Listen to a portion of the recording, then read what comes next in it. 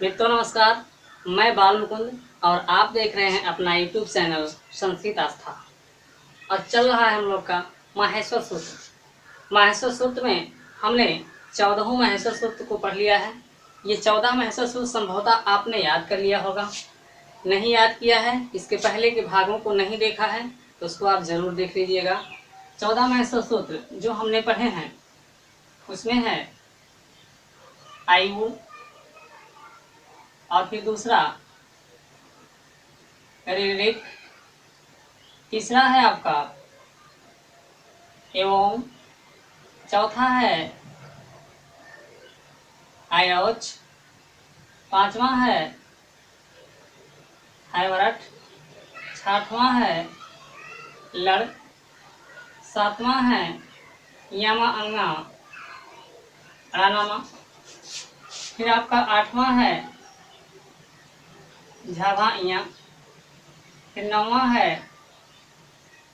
घाढ़ा धस, फिर 10वां है जावा गाड़ा दस, 11वां है हाफा छाठा था चाटा तारा, और 12वां है कपय, 13वां है ससर, और 14वां है। तो मित्रों, ये 14 माहेश्वर सूत्र आपने पढ़ लिया है इसके पहले के 5 भागों में। ये छठा भाग है और इस छठे भाग में आपको इन 14 माहेश्वर सूत्रों से संबंधित कुछ अति महत्वपूर्ण बातों को बताया जाएगा। कुछ अति महत्वपूर्ण बिंदुओं पर हम लोग चर्चा करेंगे जो परीक्षा की दृष्टि से बहुत ही महत्वपूर्ण है। तो आइए शुरू करते हैं इनके बारे में कुछ विशेष बातें। मित्रों, एक बात सुनिए, ये संख्या में 14 हैं, इसलिए इसका एक विशेष नाम पड़ा हुआ है। इसे चतुर्दश सूत्र के नाम से भी जाना जाता है। चतुर्दश सूत्र। जी हाँ, तो यदि आपकी परीक्षा में चतुर्दश सूत्र करके क्वेश्चन पूछा जाता है तो उससे आपको चौंकना नहीं है, वो कुछ और नहीं है, माहेश्वर सूत्र ही है।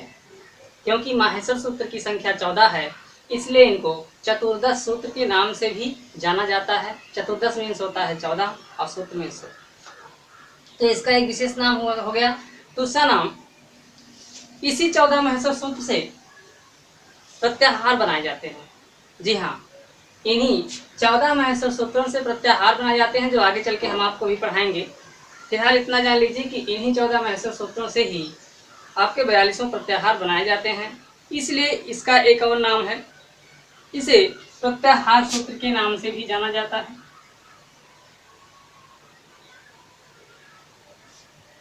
प्रत्याहार सूत्र के भी नाम से जाना जाता है। और आइए देखते हैं इसके तीसरे नाम को। क्योंकि महर्षि पाणिनि ने भगवान शंकर की तपस्या की थी और फिर भगवान शंकर ने ही अपने डमरू की आवाज के माध्यम से इन 14 माहेश्वर सूत्रों को महर्षि पाणिनि को दिया था, इसलिए इन 14 माहेश्वर सूत्र को शिव सूत्र के नाम से भी जाना जाता है। इसे शिव सूत्र के नाम से भी जाना जाता है। और एक नाम आपके सामने है, भगवान शंकर के नाते ही इसका नाम माहेश्वर सूत्र है। तो ये कुछ इसके और एक्स्ट्रा नाम हो गए जो आपको जानना बहुत ही जरूरी होता है। माहेश्वर सूत्र को ही चतुर्दश सूत्र कहा जाता है, प्रत्याहार सूत्र कहा जाता है और शिव सूत्र कहा जाता है। और अब आपको हम बताने वाले हैं इसका एक बहुत ही विशेष नाम। मित्रों सुनिए, क्योंकि इन 14 माहेश्वर सूत्रों में ही सभी वर्ण समाहित हैं। 14 माहेश्वर सूत्रों के अंतर्गत ही जितने भी वर्ण हैं आपके हिंदी वर्णमाला के, संस्कृत वर्णमाला के, वो सभी अक्षर इन्हीं 14 माहेश्वर सूत्रों के अंदर समाहित हैं, इसलिए इसे वर्ण सम्मान न्याय सूत्र भी कहा जाता है। वर्ण समान न्याय सूत्र भी कहा जाता है। जी हाँ, वर्ण समान न्याय सूत्र भी कहा जाता है। यदि मान लीजिए परीक्षा में क्वेश्चन आ जाता है कि वर्ण समान न्याय सूत्र क्या होता है, कुछ और नहीं है, यही आपका माहेश्वर सूत्र ही है। तो कुल मिला के माहेश्वर सूत्र के 1, 2, 3, 4 और 5 नाम हैं। इन पांचों नामों से भेद किया गया है। पांचों नामों में से कोई नाम आता है परीक्षा में तो आप बिल्कुल नहीं घबराएंगे, वह आपका महेश्वर सूत्र ही है। महेश्वर सूत्र कहिए, चाहे चतुर्दश सूत्र कहिए, चाहे प्रत्याहार सूत्र कहिए, चाहे शिव सूत्र कहिए, चाहे वर्ण समान न्याय सूत्र कहिए। तो ये हो गए महेश्वर सूत्र के नाम। मित्रों, आगे बात करते हैं कुछ और इसके बारे में। तो महेश्वर सूत्र में सबसे पहले स्वर को रखा गया है। इसके पहले आप जान चुके हैं, इसके पहले वाले वीडियो में हमने आपको पढ़ाया है, बताया है। अगर नहीं देखा है तो देख लीजिएगा। सबसे पहले इसमें स्वर मिलता है और स्वर के बाद हमको अंतस्थ वर्ण मिलता है। स्वर के बाद हमको अंतस्थ वर्ण मिलता है और अंतस्थ वर्ण के बाद हमको पंचमाक्षर मिलता है, यानी वर्गों का पांचवा अक्षर, पंचमाक्षर। और इसके बाद हमको वर्गों का चतुर्थ वर्ण मिलता है। चतुर्थ वर्ण मिलता है, आप देख सकते हैं स्वर है यहाँ तक, यहाँ अंतस्थ व्यंजन है, यहाँ पांचवा अक्षर है और यहाँ पर आपका चौथा अक्षर है। आगे देखते हैं आगे क्या है। आगे आपका ये उसी क्रम में तीसरा अक्षर मिल जाता है, जवा गढ़ दशा। तो वर्णों का तृतीय वर्ण हो गया, वर्गों का तृतीय वर्ण। और उसके बाद द्वितीय वर्ण, द्वितीय वर्ण आपका हो गया। और द्वितीय वर्ण के बाद प्रथम वर्ण आपका बचता है, काचा टाटा पा। तो प्रथम वर्ण आपका हो गया, प्रथम वर्ण हो गया। ये वर्गों के सभी वर्ण हो गए, पांचवें, चौथे, तीसरे, दूसरे और पहले वर्ण। इसी क्रम में आपके महेश्वर सूत्र में वर्णमाला के अक्षरों को रखा गया है। और अंतिम में सभी ऊष्म वर्ण हैं, देखिए ससर और हव। इसके बाद सभी ऊष्म वर्ण हैं। ऊष्म वर्ण में सूत्र होता है बड़ा सा, हस्तिसा, छोटा सा और हा। तो इस क्रम में आपके महेश्वर सूत्र में वर्णों को रखा गया है। इसको भी याद करिएगा और थोड़ा सा इसको भी ध्यान में रखिएगा। तो बाय द वे, अगर आपका मिस्टेक होता है परीक्षा में तो इसको सोच के आप सही कर सकते हैं कि इसके बाद क्या होता है। तो सबसे पहले आपका स्वर होता है, स्वर के बाद अंतस्थ वर्ण होता है, अंतस्थ वर्ण के बाद पांचवा अक्षर होता है, फिर चतुर्थ अक्षर होता है, फिर तृतीय अक्षर होता है, फिर द्वितीय अक्षर होता है, फिर प्रथम और लास्ट में ऊष्म वर्ण होता है। लास्ट में ऊष्म वर्ण होता है। मित्रों, एक बात सुनिए, इसमें हमने आपको बताया है इसके पहले के भागों में कि ये जो सभी सूत्रों में अंतिम अक्षर हैं, सभी सूत्रों में अंतिम अक्षर हैं, उनके नीचे ये हलंत लगा हुआ है, उनके नीचे ये हलंत लगा हुआ है। जी हाँ, और ये भी हमने आपको बताया है कि इन हलंत युक्त वर्णों को जब ये अक्षर प्रयुक्त किए जाते हैं, प्रयोग में लिए जाते हैं, तो इन हलंत युक्त वर्णों को बिल्कुल भी नहीं गिना जाता, इनका प्रयोग बिल्कुल भी नहीं किया जाता। आज हम लोग जानेंगे कि क्या रीजन है, क्या कारण है कि अंतिम ये जो हलंत वर्ण है इनका प्रयोग नहीं किया जाता है। तो मित्रों, जब कोई प्रत्याहार बनाया जाता है तो प्रत्याहार में ये हलंत वर्ण शामिल तो होते हैं, लेकिन जब अक्षरों को गिना जाता है तो इनको गायब कर दिया जाता है, इनको नहीं लिया जाता है। आइए थोड़ा सा इसके बारे में कुछ चर्चा करते हैं। पहली बात तो इसका एक नाम है। इस अंतिम वर्ण का, जो प्रत्येक सूत्र में अंतिम हलंत वर्ण है, इसका एक नाम है। इसको इत कहा जाता है, इसको इत कहा जाता है। और इत नाम होने के नाते ही इन वर्णों को इत संज्ञक कहा जाता है। जी हाँ, इन वर्णों को इत संज्ञक कहा जाता है।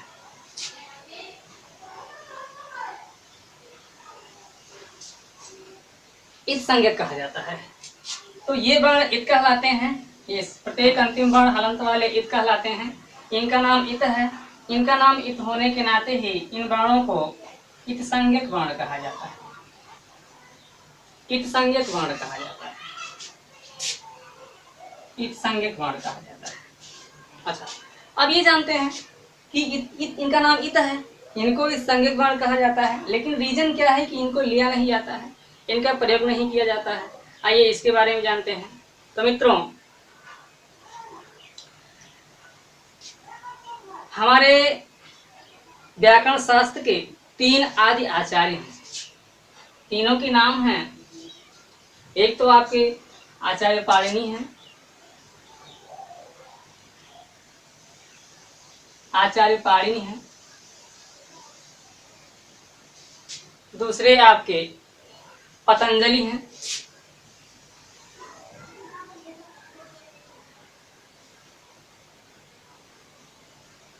पतंजलि हैं, और तीसरे आपके कात्यायन हैं।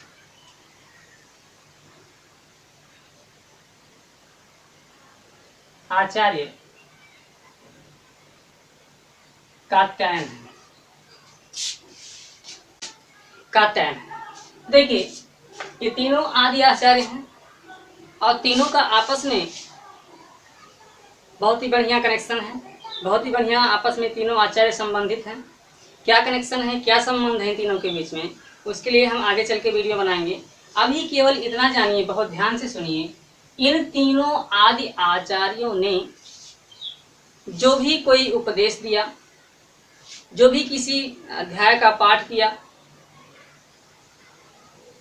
और उसे इन्होंने सबसे पहले कहा। तो कुल मिला के इन तीनों आदि आचार्यों ने जो सूत्र, जो पाठ सबसे पहले कहा, उसको उपदेश कहा गया, और उस पाठ को, उस सूत्र को उपदेशावस्था में माना गया। ध्यान से सुनिए एक बार फिर, इन तीनों आदि आचार्यों ने जिस सूत्र का प्रथम बार प्रयोग किया, प्रथम बार उसका उच्चारण किया, जिसको प्रथम बार इन्होंने जिसका पाठ किया, उसको उपदेश कहा गया। उसको मित्रों उपदेश कहा गया, और उस वाक्य को, उस सूत्र को उपदेशावस्था में माना गया, उपदेशावस्था में माना गया। ये बात बहुत ही आवश्यक है, बहुत ही जरूरी है इसको जानना कि जो भी सूत्र, जिस भी सूत्र का उच्चारण सबसे पहले इन तीनों में से किसी आदि आचार्यों ने कर दिया, उसे उपदेश कहा गया, और उस सूत्र को, उस वाक्य को उपदेशावस्था में माना गया। अब यहाँ पे एक सूत्र है, यहाँ पे एक सूत्र है, उस सूत्र को कहा जाता है हलन्त्यम। उस सूत्र को कहा जाता है हलन्त्यम। इस सूत्र का मतलब है मित्रों, जो भी इन तीन आदि आचार्यों की उपदेशावस्था की बातें होंगी, उपदेशावस्था में कहा गया सूत्र होगा, उसका अंतिम वर्ण हलन्त्युक्त होगा। जी हाँ, उसका अंतिम वर्ण हलन्त्युक्त होगा, और उस वाक्य को, उस सूत्र को उपदेशावस्था में माना जाएगा। तो अभी आप इतना जानिए कि जो इन तीन आदि आचार्यों ने कहा, उसको उपदेश कहा गया, उपदेशावस्था माना गया, और हलन्त्यम सूत्र से उस उपदेश का अंतिम वर्ण हलन्त्युक्त होता है। अब इसके उपरांत एक और सूत्र है जिसको कहा जाता है तस्य लोपः। ध्यान से देखिए, जिसको कहा जाता है तस्य लोपः। तस्य लोपः में इस मित्रों उसका लोप हो जाता है। तीनों सूत्रों को एक, दोनों सूत्रों को एक में करके देखेंगे। यहाँ से फिर से सुनेंगे, इन तीनों पाणिनि, पतंजलि, कात्यायन आदि आचार्यों ने जिस सूत्र का सबसे पहले उच्चारण किया, उसे उपदेश कहा गया, उसे उपदेशावस्था में माना गया, और हलन्त्यम सूत्र से उस उपदेश का जो अंतिम अक्षर होता है, अंतिम अक्षर होगा, वो हलन्त्युक्त होगा, और तस्य लोपः सूत्र से उस हलन्त्युक्त वर्ण का लोप हो जाएगा। आइए अपने सूत्र में चलते हैं। ये सूत्र भगवान शंकर ने डमरू बजाया, और उसकी ध्वनि से इसका उच्चारण सबसे पहले आचार्य पाणिनि ने किया। ध्यान से सुनिए, इन 14 महेश्वर सूत्रों का उच्चारण सबसे पहले आदि आचार्य पाणिनि ने किया, इसलिए इन 14 सूत्रों को उपदेश माना जाता है, उपदेश कहा जाता है, और इन सभी को उपदेशावस्था में माना जाता है। आपके 14 महेश्वर सूत्र उपदेशावस्था में है, इसलिए हलन्त्यम सूत्र से इन 14 महेश्वर सूत्रों का अंतिम अक्षर हलन्त्युक्त रखा गया है, हलन्त्युक्त हो गया है।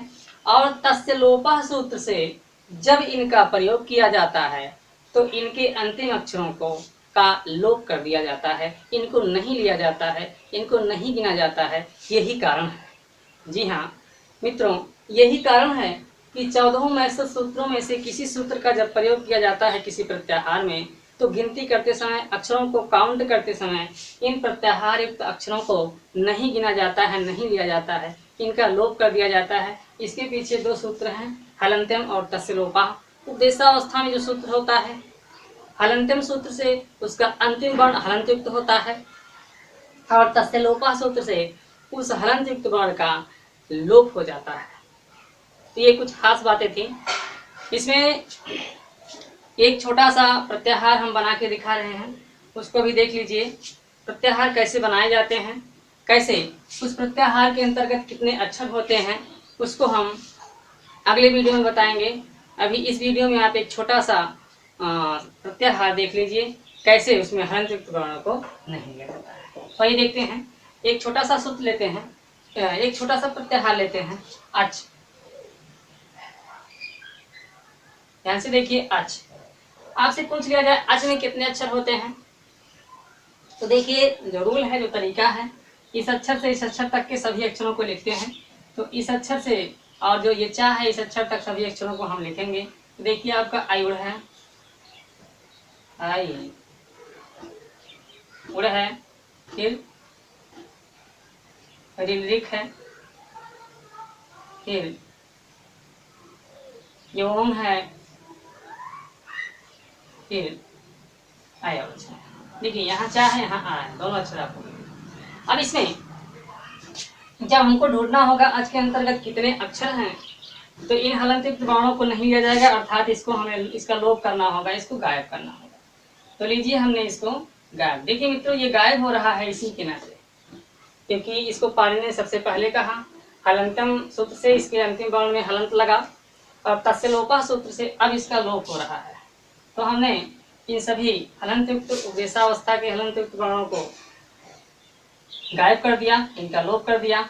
अब देखिए अच के अंतर्गत कितने अक्षर हैं, तो आपके 3, 2, 5, 5, 2, 7, 2, 9, ये कुल आपके अच प्रत्याहार के अंतर्गत 9 अक्षर होते हैं। तो ये महसूर सूत्र से कुछ छोटी छोटी मगर बहुत ही मोटी जानकारी थी, बहुत ही अच्छी जानकारी थी, जो आप सबको होना चाहिए, जिसकी जानकारी आप सबको याद रहना चाहिए।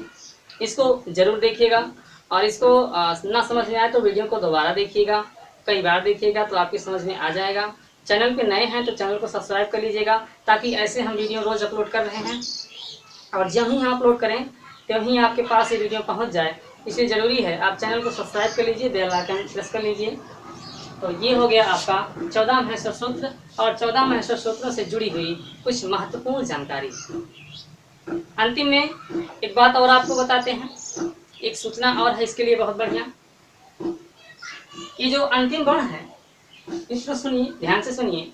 ये जो अंतिम वर्ण है, इनको इत कहा जाता है, और इत को एक नाम से और भी जाना जाता है, वो नाम है अनुबंध। वो नाम है अनुबंध। जी हाँ, ये जो 14 महसूर सूत्र का अंतिम वर्ण है उसे इत कहा जाता है, उसका नाम इत है, और इत को अनुबंध भी कहा जाता है। क्वेश्चन किसी भी प्रकार से बन सकता है, निम्नलिखित में से कौन सा वर्ण अनुबंध है, तो ये सभी अनुबंध है। कौन सा वर्ण इत है, तो ये सभी इत है। ये सभी जानना आपके लिए बहुत जरूरी है। तो इस भाग में आपने 14 महसूर सूत्र की छोटी छोटी बातों को जाना, जो अति महत्वपूर्ण जानकारी थी उसको आपने जान लिया। अगले वीडियो में प्रत्याहार बनाना आपको बताया जाएगा, प्रत्याहार से अक्षरों को निकालना आपको बताया जाएगा। प्रत्याहार नाम का अध्याय अगले वीडियो में चलेगा। तो इस वीडियो में बस इतना ही। वीडियो को लाइक कर दीजिएगा, चैनल को सब्सक्राइब कर दीजिएगा। धन्यवाद।